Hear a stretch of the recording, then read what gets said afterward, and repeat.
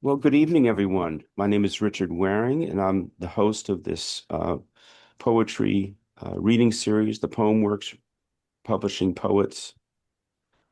And it's my pleasure to have two featured poets tonight, followed by an open mic. Let me begin, though, with a few salient quotes that I tend to gather, and here are three for tonight. The poet Matthew Thornburn says, "A poem is a way of stepping into the same river twice." Danez Smith writes, "We water each other's imaginations. No poem is a lonely invention. They are the results of the collaborations and relationships we carry with us to the writing desk." Mhm. And lastly, Anne Sexton once told her students, "I am often being personal, but I'm not being personal about myself." Interesting, right? Love that. Well, our first featured poet is the Dr. Melissa Surrette, who earned her PhD in curriculum and instruction at the University of Minnesota, Twin Cities. She has contributed chapters to edited volumes, including Qualitative Inquiry in the Present Tense, Writing a New History, Doing Doctorates Differently, and in the Demystifying Social Justice Education book series. Her poems can be found in One Art, a journal of poetry, Three Decker magazine, and her academic work. Although Melissa resides in Minneapolis, she is a native of Worcester, Massachusetts, and is a member of the Poetry Roundtable Workshop led by Gray Held, based in Boston. Please welcome Melissa. Hello. And thank you, Richard, for inviting me, and happy May Day to everybody. Love workers' rights. I'm going to start off with a poem called The Dash. The Dash. Whatever Dad finds, he makes. Meatloaf Mod Podge, mashed potato clouds, jump in. Plump peas piled up, then squashed between mouth and tongue. Mom eats first. She melts into down, pillows, and soap operas. She is microfiber, a king-size bed for one. Dad tries to trap heat. A plate for Stephanie awaits, gently wrapped in foil, until she returns. Hand-me-down kids form a line, scooping food, scattering. Amanda blogs, how to rid chronic head lice. We scratch our heads, plot how we might make money, find a new place, live. While Dad waits, plates return, some empty, some with scraps. He combines leftovers, the couch where he sleeps, ripped and stained, rogue springs. With a dash of salt, he eats. So I read a lot about, thank you. I read a lot about my family and my dad primarily. Writing about him got me kind of into poetry. But for those of you who maybe know me, I had my first baby 7 weeks ago. So if you see Tom DeBro's little Zoom square, you'll see my baby Stevie, our daughter. And so, in light of my pregnancy and having a baby, I've been exploring the theme of motherhood, like my relationship to my mother and kind of my experiences becoming a mother. So, the rest of the poems I'm going to read are kind of along that series that I'm hoping to put together for some sort of manuscript or something. So, this next poem is called Two-Player Rummy with Mom. A deck split in half, a riffle shuffle, a bridging back together. Soap opera's marathon, the bureau-mounted TV. Mountain Dew bottle sits on the plastic tote bucket made side table. To Mom's king-size bed set. Two twin box springs under a mattress for one. On her bed, she sits side saddle. I sit on my left ankle. Right leg dangles, not yet long enough to touch the rose and cream rug. 7 cards dealt per person, on Merlot sheets, pulled and tucked taut between my knee and where she sits, facing me. Her 5-star spiral notebook sits open beside us. She keeps score between neat lists and blue ink, stricken through to-dos. Laundromat, 4 basketball jerseys for this week's game.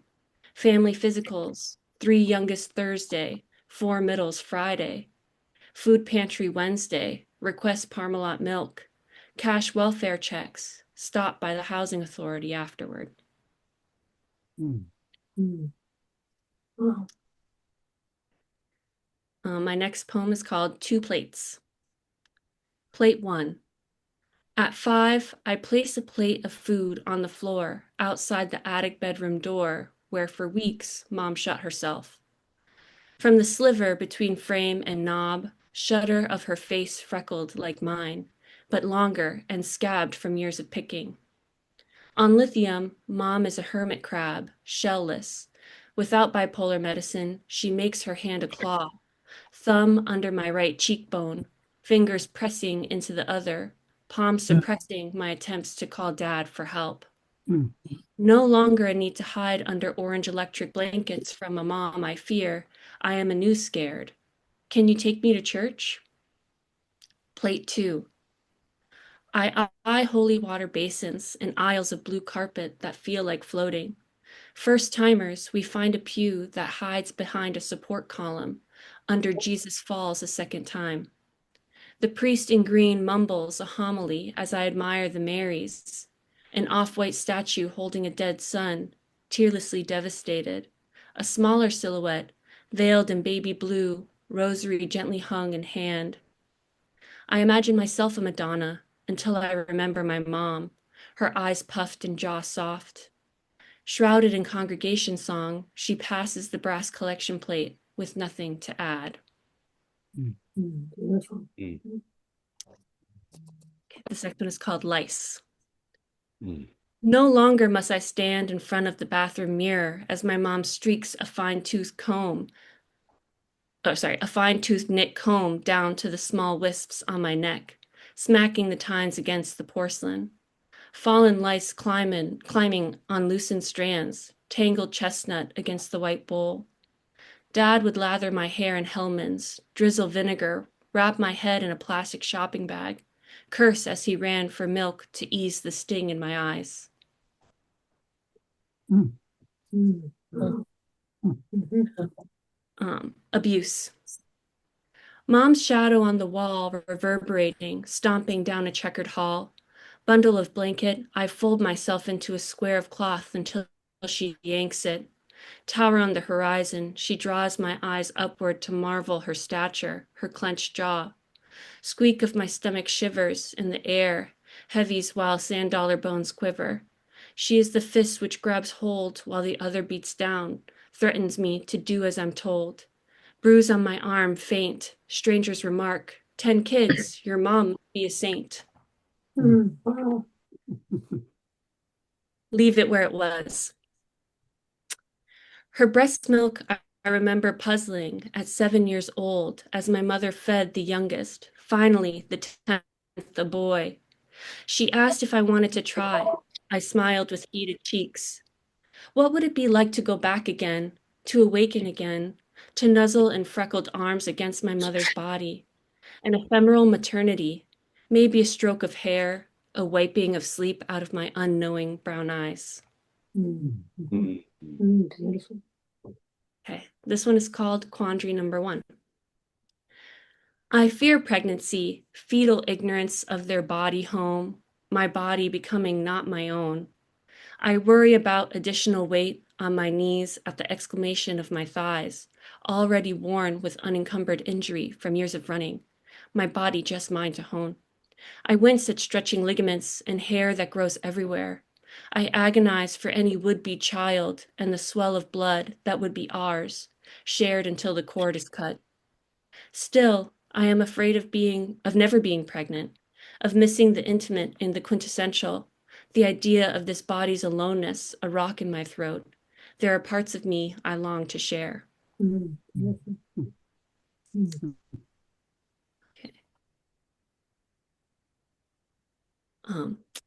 We don't know what to do with the news. What's this next one? First day. Today is the day. I take the test. I had dreams there was a math portion. Now I see the instructions. Take the test. Results in 2 minutes. In seconds, the blue line appears. Second day. We don't know how to keep the news to ourselves. Tom oscillates between telling family and waiting for the ultrasound. We call and tell whoever picks up. Third day. Convinced we have control, Tom keeps a food journal for me. Will this embryo eat picky or like us? We plan. Plenty of peanut butter, I say. Fish, Tom says, cooked. Beets and beans, cheeses, pasteurized, and dim sum. I'm hungry all the time. Fourth day. Tom uses butterbean as a non-name referent. He kisses my still flat belly before bed, always on the mole below my button. Fifth day. Some spotting today. The hotline nurse assures it could be from implantation. Still, I sit tight with Allie Hazelwood's bride to take my mind away from cramps and imagining the worst. Sixth day. My first "you're glowing" from my father-in-law. And I feel that I am, but we don't tell him about the weight of what ifs. We smile, and I finish the book that keeps me distracted. Seventh day. I stand up, feel the rush. I sit in the bathroom, and it's more blood than I can wipe away. I cry Tom's name. So that was a different pregnancy. But luckily, I got pregnant with who is now Stevie. And so this next poem is called Family Frequency. On my husband's bare chest, I rest my cheek. Let my gestational belly hug his hip. Let his thumb metronome my rib bones as his arm curls me further into him. Steady against my press ear, his pulse, stronger than the flutter in my belly. I am a bridge from his beating atria through my own to the heart my womb grows. This next one is called My Husband Makes Me Buttermilk Biscuits. That's great. Oh. Tom winks as I sip decaffeinated tea, drinking in this new phase of pregnancy. Desire returns in the form of biscuits, with butter, berry jam at my request, with a teaspoon of lemon. Tom sours milk. He mixes flour and salt in our largest nesting bowl, chunks of cold butter kneaded between his sure fingers. Now massaging emergent balls of dough, he does not shape the imperfect peaks. They soon take on golden rims where sweet adheres, butter melts where crevices hold. Oh, lovely. Beautiful. Excuse me. Thank you. Okay, I have 3 more. So this next one is called Second Trimester. Now I can eat more than the saltines and bananas that sustained my first 13 weeks. But my hubris consumed a fried chicken sandwich, adorned with tomato, chili oil, salt, and vinegar chips a go with. Between bites, I breathe, let myself chew, then scoop up fallen sauce with toasted brioche bun. 4 hours later, it's disgorged in the parking lot of Lee's Market. My sister-in-law finds water. An older woman, a stranger, comforts me. I remember those days. And no shame remains alongside an appetite to nourish a life. Pregnancy poem number 3. A butterbean she was at first, a legume of a life, unfelt, floating. Then she butterflies, kicks and gestures, lets me know she's here. Next, a frog between nervous hands, how I feared the wrong move. At 26 weeks, she's an otter, flipping slick in her body home. My belly skin flickers with faint glimpses of her playfulness. Okay. And then lastly, this poem is called Settling Down After a Long Day of Birthing Class. My husband is downstairs, and I am pregnant in our shared bed, covered by the quilt we saved for summer, but with my increased body heat, can shelter under even a Minnesota winter. Mhm. When two people inhabit a life together, odors merge as laundry piles blur his and her clothing on the cotton cycle. I smell him, myself, and brace my laptop against my baby bump to get the thought down, to attempt insight from ordinary circumstance, while my daughter, unborn, kicks under my right rib cage, right where the metallic edge of my mouse pad makes contact. She has no appreciation yet for the life my husband and I have built in which she'll nestle, for the scent that is hers too. Oh, beautiful. Gorgeous. Mm. Gorgeous, Melissa. Thank you. Thank Yeah, you. wow. Really, really wonderful. Yeah. Thank you so much. Thank you. Amazing. Yeah, wow. Mm. Next, we've got Clara Silverstein, who is the author of the poetry collection Above the Fall Line from Finishing Line Press and 6 additional books. Her poems have appeared in journals including Blackbird, Patterson Literary Review, Nantucket River Review, and at the Boston City Hall. She was raised in Richmond, Virginia, and has worked as a journalist, historian, and program director of the Chautauqua Writers Center. She now teaches at Grub Street in Boston and participates in the Poetry Roundtable Workshop led by Gray Held. Please welcome Clara. Thank you, Richard, for the wonderful series you host. And thank you, Melissa, for that wonderful reading.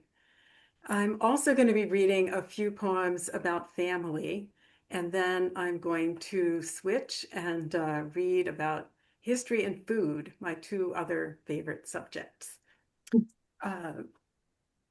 This is something that appeared in a journal where it had to be exactly 50 words. Studying happiness. The children I babysit have a mother and a father. Giant tinker toys. I sing bingo, lead clapping. After bedtime, I snoop, find matching bathrobes on the back of the parents' door. I light one of their cigarettes, conjure a new family for myself as the smoke dissipates. Great. Mm. Mhm. Louisville Slugger. Oh, My dad left behind a black bat with dirty tape on the grip, a Louisville Slugger. In the vacant lot where we played, he eyed the ball through clip-on sunglasses, whiffed a lot. I clutched my oversized mitt, squinted at the action, too timid to do anything. If he hit, all the kids cheered as he rounded the dish towels we used as bases. No. He promised me a trip to Leave it. Wrigley the year I would turn 8, but his heart failed the spring I learned to ride a bike. My mom kept the bat in the back closet, so cold in winter, we used it as a second refrigerator. Sometimes, going in for an apple, I grabbed the bat's handle as if it could tell me, choke up, swing for the fences. Beautiful. Oh, wow. excellent. Yeah. Wow. The next couple poems are in my collection, Above the Fall Line. And the bridge on the cover there is from Richmond, Virginia, where I was born and raised. After visiting my mother's memorial bench, Maymont Park, 2020. Down the slope, the park's pathways begin. There, stinging from recent widowhood, my mother turned my sister and me loose through bamboo, thickets to a fountain where we plunged sticks deep into algae-clumped pools. No pennies for wishes. We all wanted the same thing anyway. My father to walk back through the front door, whistling. Mhm. Today, tulips, orange and yellow, dab at the overcast sky as I approach.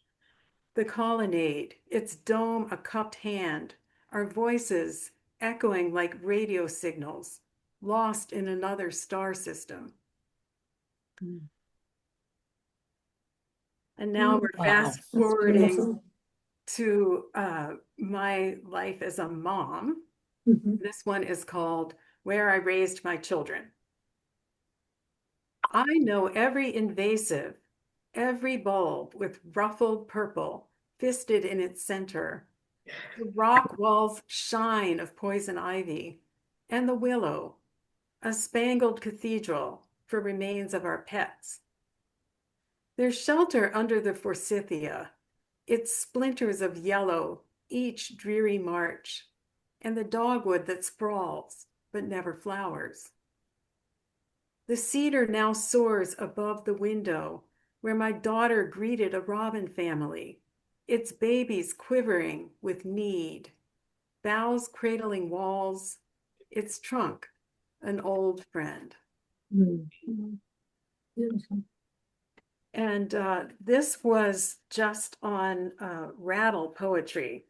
Great. And Fantastic. it Wow. was written in Mhm. response to a prompt. And the prompt was to imagine something that you might have done differently. To my almost third child, what if you grew from the heat and a few unprotected minutes? A ball of cells burgeoning into your biscuit and talc scent, your exquisite face cuddled against my chest, your own name lined up with your brother and sister, the calm one, assembling your collection of beetles and shells and jars of seawater. The one who would remind me most of the father I lost, his unfinished orbit. Mm. Behind my closed lids, your after image glows, bright as a filament. Oh, that's beautiful, Clara. Mm. Oh, my So goodness. beautiful. Oh, boy. All right, we're Yeah. going to Mm. go to the past now.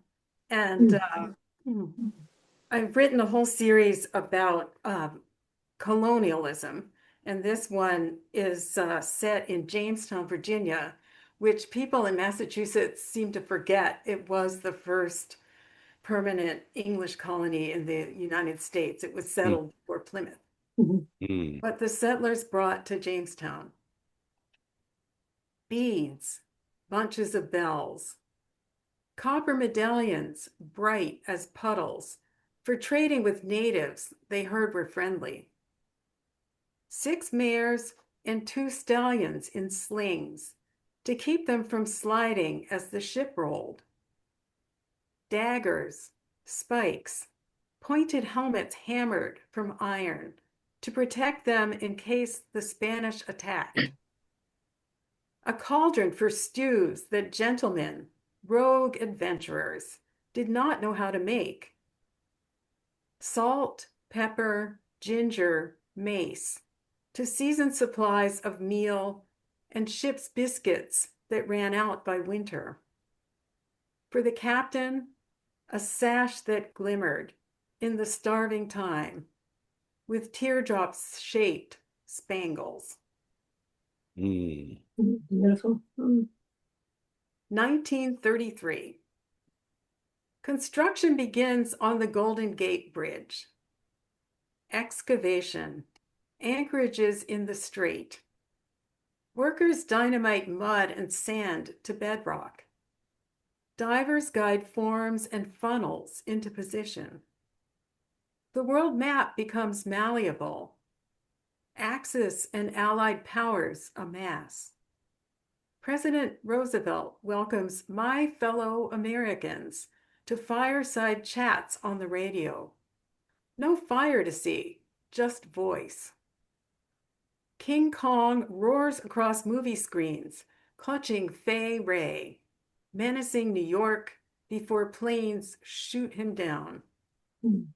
The Great Depression shrouds optimism like fog on Forsythia. When will yellow break through? Boy, good. Mm. School desegregation, 1970s. What's going on? Marvin Gaye. Volume dialed up from scratchy transistors on the playground. We dance the hustle.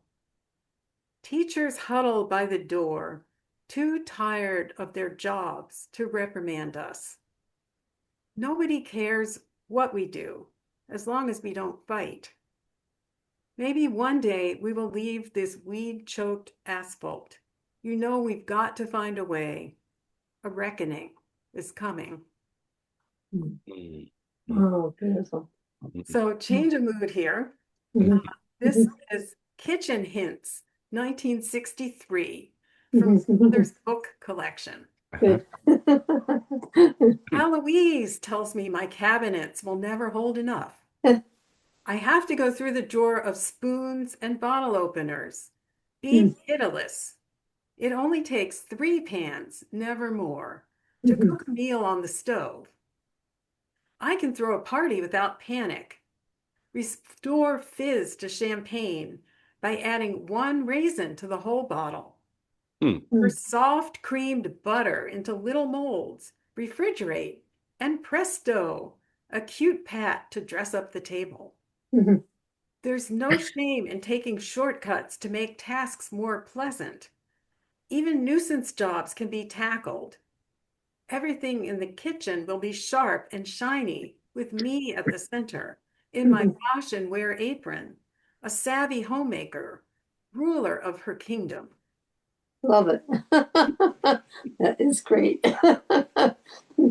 And this one references cartoons that I watched in the 1960s and 1970s. Maybe you did too. Cartoons rerun. Fearless leader wants to take over the world. Sends Natasha and Boris as spies. Neither can outwit Bullwinkle, the moose with the doofus voice, who tells Bucktooth Rocky, eeny, meeny, chilly beanie, a word salad, like RFK Jr. testifying about science. Wow. Speedy Bird, quick and cunning, looks like Nancy Pelosi with oversized eyes. He always escapes single-minded Sylvester, that oaf, who schemes, pounces, never gets his prize. Over in Bedrock, Fred and Barney squabble, while Wilma and Betty chant, da-da-da-da, charge it, powering their cars by running, never getting along, never getting ahead. Barney's son Bam Bam carries a club, a mini brute who thumps the ground and grins, like the president gaveling in new laws with dastardly grin. Great. Yeah, Clara, that's good. That is really good. This last one is also kind of fun. I titled it, What Will You Do With Your Life? And it references a ride I took at the Virginia State Fair in 1974.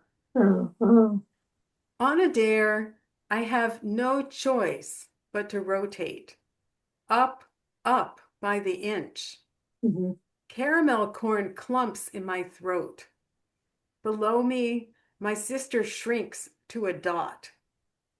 I see lines for rides and games I will never win. Barkers and acid rock boom through slashes of light, pavement rushing close, mouthful of hair, herbal and smoky. Up again, I'm spun sugar, pink streaks, free of doubts. Goodbye to gravity. Thank you. Good. That's great. Oh, that's perfect. Fabulous. Wow. Thank you so much. Right. That was really great. Thank you, Clara. Yabba dabba do. Yabba dabba doo. Yes.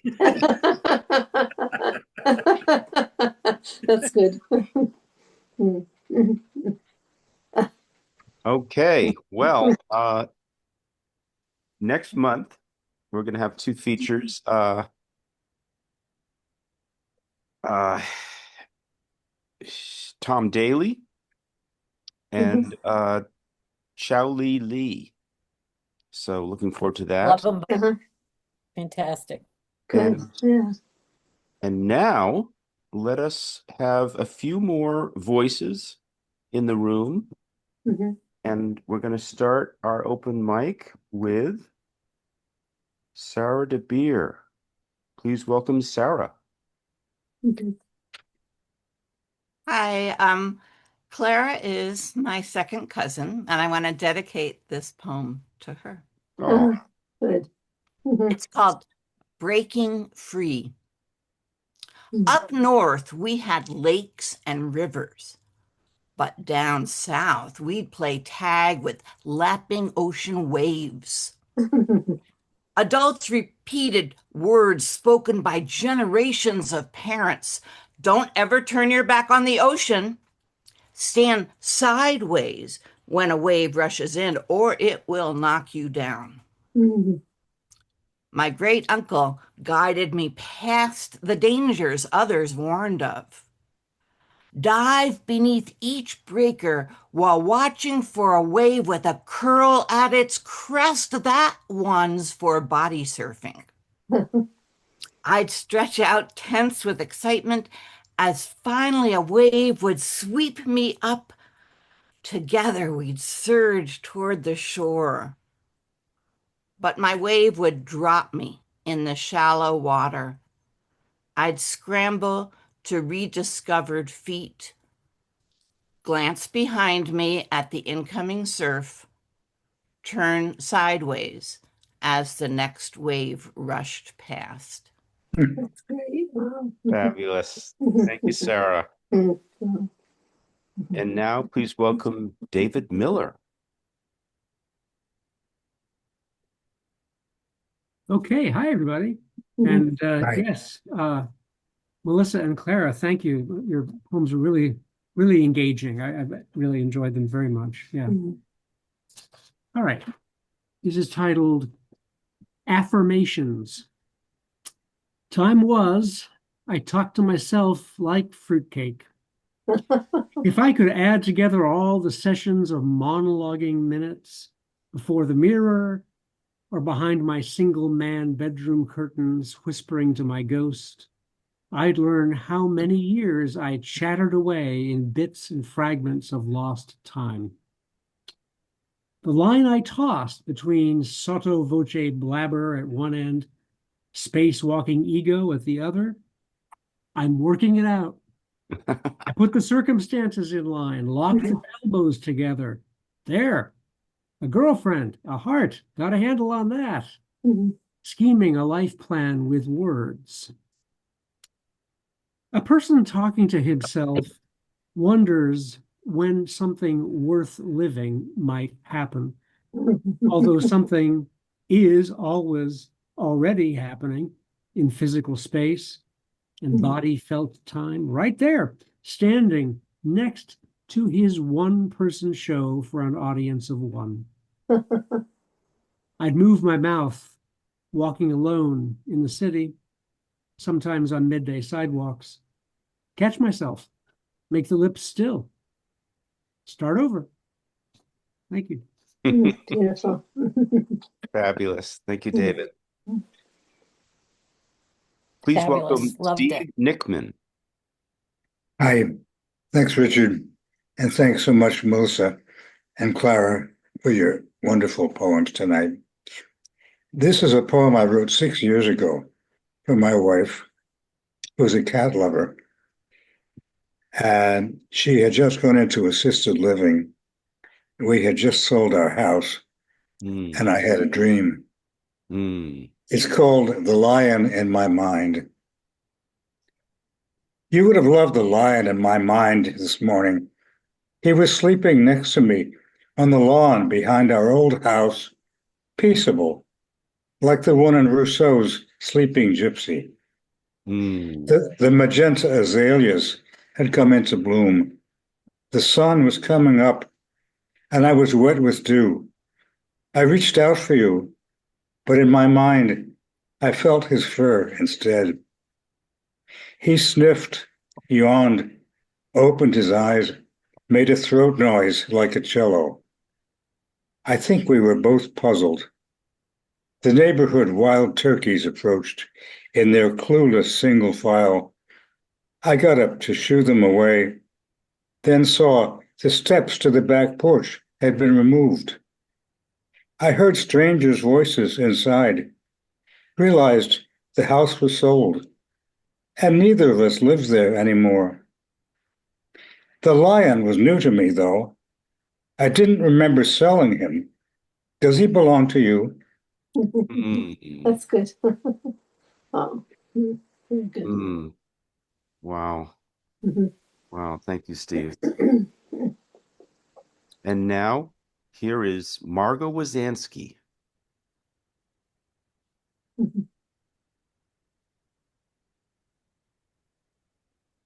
Hi. Mhm. That was wonderful. Especially those poems about various aspects of becoming a mother. Mm, Really identify with them. mm, And I'm reading a poem about grandmotherhood. mm, A sudden change. When my grandson tries to fall asleep sitting up to protect his new hairdo, side part, the spikiness on top, assisted by a pricey product, until his mother convinces him, lie down, I'll help you fix it in the morning. My beautiful grandson, his dark eyebrows, his full mouth. When my granddaughter replaces her printed dresses and leggings with baggy jeans and applique t-shirts, a shoulder bag she carries everywhere, even bakes muffins wearing it, holding her necessities, lotions, lip balm with the slightest rosy tint, much more. First cousins, those two, once inseparable during their reunions, 2 or 3 a year, exploring tidal pools, diving, splashing, writing a rather violent novel together about a fiddler crab, gathering us to watch them act out their stories. The change was sudden. They can't look each other in the eye. They mm. aren't planning their next novel. They tell each other shocking school bus stories. We listen from the front seat, not commenting. They boast to each other about their friends, which might not be counted in the many. A few good ones, I hope. They're both quirky. They're horrible to their parents. I remember my illness at 13. Mm, The long, uneven slog just begun. Please stay safe, stay unscathed. Somehow pull together the ragged parts of yourselves. Be kind. I might not be here to see it through, might be the first closest person gone from your lives. I wish I could still be with you, the way it was when you wanted to lean on me. Talk about twilight. Talk about the moon. Oh, beautiful. Oh, gorgeous. ah, Gorgeous poem, Beautiful, Margot. gorgeous. Gorgeous. Yeah. Love thank it. you, Margot. Thank you. Yeah. Wow. Mm. Oh, And now Sharon Foley. Hi there. Hi. I just had a kidney donation workshop that was very successful. We had about 80 people attending. Oh, And fantastic. I presented at the workshop and I read this poem. A week before the kidney donation workshop, I believe there is someone spirited enough to know they can love along their way a stranger. It happened for Rick, for Carol, for Nick. It can happen to me. That's why this flyer I designed not as a whine, but more a plea. Bold green letters, share one for Sharon. The dull, dark weight will soon break this spring as I awake bubbles of faith. Please rush to see if your kidney might be just for me. Mhm. Sharon. Thank Wow. Wow. you. Awesome. Awesome. Ah, best wishes. Thanks. My goodness. And now, please welcome Kathy Whitham.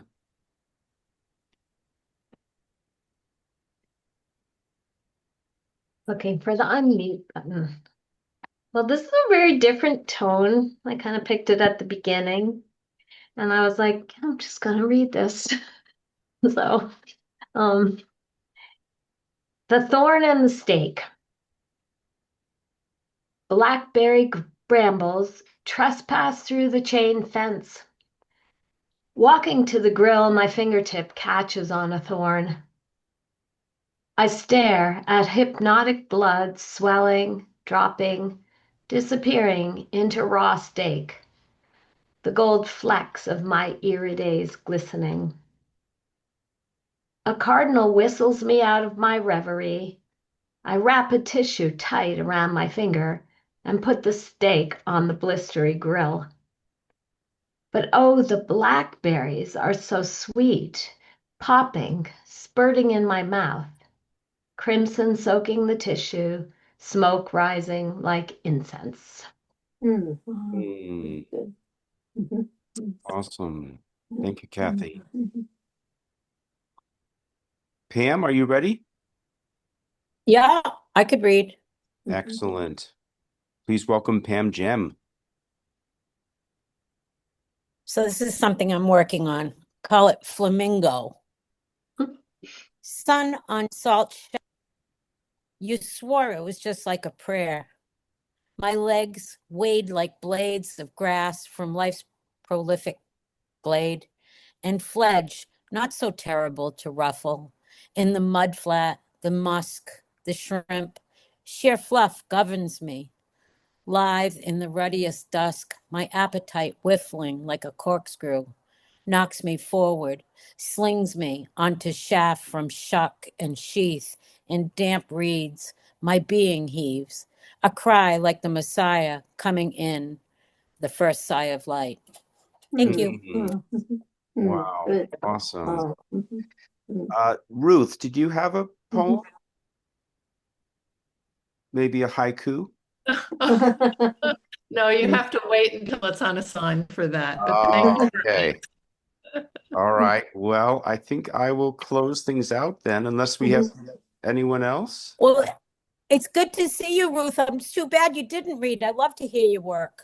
Oh, thank you. The Zoom thing I find very difficult, but now and then I work myself up. But thank you. All right. Good. Thank you, Richard, for doing Okay, this. I'm going to Are you share going a to read? poem Yeah, called read. Brothers. A few of us PoemWorks poets have been going to the MFA and writing poems about paintings. So this is after Winslow Homer's Boys in a Pasture. You probably have seen it and know it. Brothers.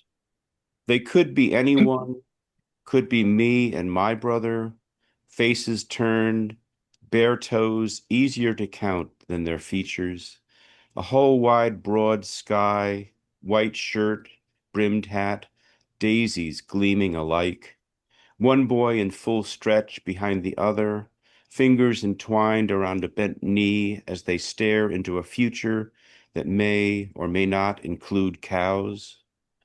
Clouds and trees are the only thought balloons in a scene of silent solace.